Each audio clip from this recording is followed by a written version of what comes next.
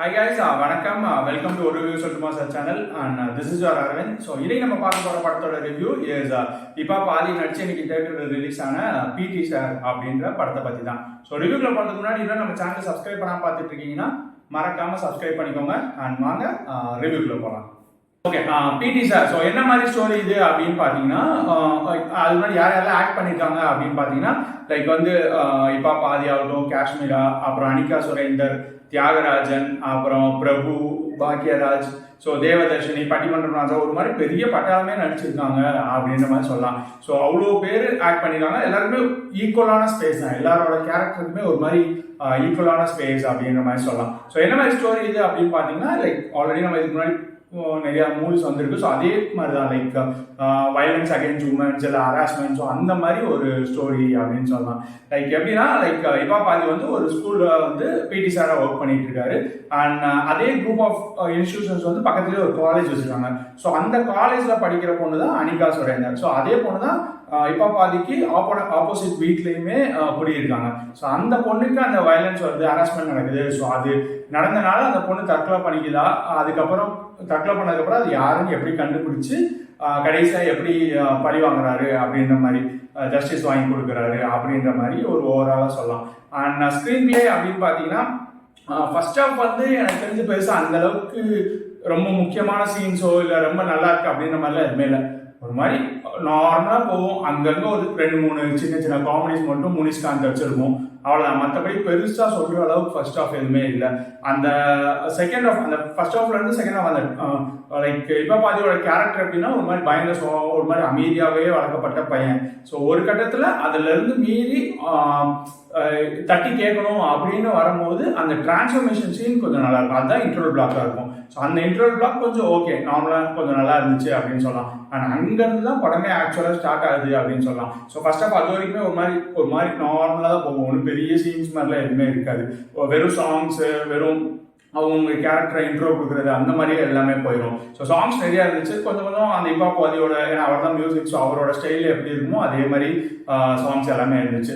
And second ஹாஃப்ல தான் அந்த ஆக்சுவல் கதையே ஆரம்பிக்குது. ஸோ அங்கே தான் எல்லா அனிகா இறந்ததுக்கப்புறம் என்ன நடக்குது அப்படின்றத சொல்றது தான் அந்த செகண்ட் ஹாஃப் அப்படின்னு சொல்லலாம். ஸோ அது எப்படி கண்டுபிடிக்கிறாங்க, எப்படி பழி வாங்குறாங்க, லைக் கோர்ட் சீன்ஸ்லாம் கொஞ்சம் வரும். ஸோ அதில் ஆர்கியூமெண்ட்ஸ்ன்னு பார்க்கும். இது முன்னாடி நம்ம நிறைய படம் பார்த்ததுனாலும் இதில் ஒன்றும் அந்த அளவுக்கு ஆர்கியூமெண்ட்ஸ் ஒன்றும் வெயிட்டாக இல்லை. ஒரு மாதிரி நார்மல் ஆர்கியூமெண்ட்ஸ் மாதிரி தான் இருந்துச்சு அந்த கோர்ட்டில். பட் அந்த கிளைமேக்ஸ் கொஞ்சம் நல்லா இருந்துச்சு ஆக்சுவலாக. ஏன்னா இதுக்கு முன்னாடி இந்த மாதிரி பார்க்கல, லைக் ஒரு கிளைமேக்ஸில் வந்து ஒரு சின்ன ஒரு ட்விஸ்ட் மாதிரி வச்சு முடிச்சிருக்காங்க. அந்த கிளைமேக்ஸ்க்காக மிச்சம் அந்த மற்ற சீன்ஸ் எல்லாமே நல்லா ஒர்க் பண்ணியிருக்காங்க அப்படின்னு சொல்லலாம். அந்த ட்விஸ்ட் மட்டும் கொஞ்சம் நல்லா இருக்கும். அண்ட் அந்த ஒரு சீன் கிளைமேக்ஸ் நல்லா இருந்ததுனால ஃபர்ஸ்ட் ஹாஃப்ல அந்த லேக் ஆனது எதுவுமே பெருசாக தெரியல. ஒரு மாதிரி படம் நல்லா இருக்குன்ற மாதிரி ஒரு சாட்டிஸ்ஃபேக்ஷன் வந்துடும். அந்த அளவுக்கு அந்த கிளைமேக்ஸ் வந்து கொஞ்சம் நல்லா டச்சிங்காகவே எடுத்துட்டாங்க. அந்த செகண்ட் ஹாஃப் எல்லாமே கொஞ்சம் நிறைய சீன்ஸ் வந்து சென்டிமெண்ட் சீன்ஸ் இருக்கும். அங்கங்கே அந்த சென்டிமெண்ட் சீன்ஸ் எல்லாமே கரெக்டாகவே ஒர்க் ஆயிருக்கு. எல்லாமே நல்லாவே ஆக்ட் பண்ணியிருக்காங்க, நல்லாவே ஒர்க் பண்ணியிருக்காங்க அப்படின்னு சொல்லலாம். ஸோ அது எல்லாமே பட் நார்மலாக இருந்தாலுமே திரும்ப ஸ்க்ரீனில் பார்க்கும்போது ஒரு மாதிரி ரெஃப்ரெஷிங்காக தான் இருந்துச்சு. எதுவும் ரொம்ப திணிச்ச மாதிரியோ இல்லை வாண்டடாக வச்ச மாதிரியோ எதுவுமே இல்லை.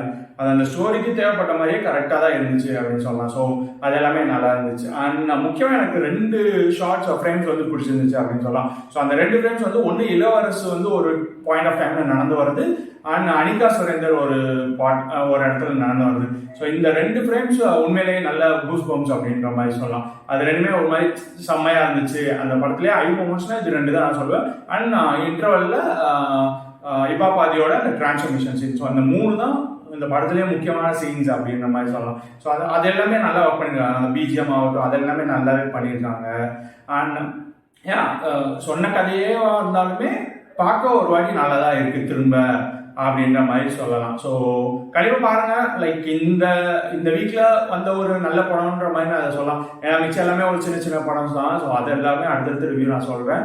இப்போதைக்கு இந்த படம் பிடி சார் கண்டிப்பாக தேட்டரில் போய் பார்க்கலாம், ஓகே தான். லைக் இந்த மூவி இந்த வீக்கெண்டுக்கு போய் பார்க்கணுன்னா கண்டிப்பாக நீங்கள் பார்க்க வேண்டிய படம் தான். அண்ட் நம்ம சேனல் சார்பாக பிடி சார் அப்படின்ற மூவி கொடுக்குற ரேட்டிங் 3 out of 5. அண்ட் இந்த மாதிரி நிறைய மூவி ரிவ்யூஸ் பற்றி தெரிஞ்சுக்கணுன்னா மறக்காமல் நம்ம சேனலை சப்ஸ்கிரைப் பண்ணிக்கோங்க. ஸோ இன்னொரு வீடியோவில் உங்கள் எல்லாரும் மீட் பண்ணுற வரைக்கும் இட்ஸ் அரவிந்த் சிங்.